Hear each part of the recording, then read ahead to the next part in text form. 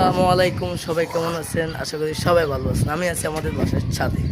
এ হচ্ছে আমার ছোটো ভাই, ও মাদ্রাসায় হেফজ পড়ালেখা করে। ওর জন্য সবাই দোয়া করবেন।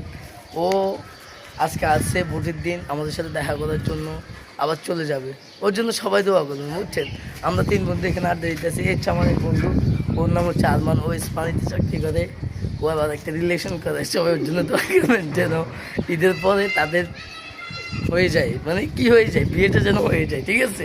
ও অনেক ভালোবাসে, মেয়েটা ওকে অনেক ভালোবাসে। আর আমার এই চাস্তো ভাইটা, ওকে একটু আমি দেখাতে চাইতেছি, ও একটু লজ্জা পাইতেছে। কেমন, ও অনেকগুলো মেয়ের সাথে রিলেশন করছে, বাট একটার সাথেও কি ওর ব্যাকআপ হয়ে গেছে। হ্যাঁ, ওর জন্য সবাই দোয়া করবেন। ও অনেক ভালো ছেলে, অনেক মানে সুদর্শন একটা ছেলে, কিন্তু কিন্তু ওর কপালটা খুবই খারাপ।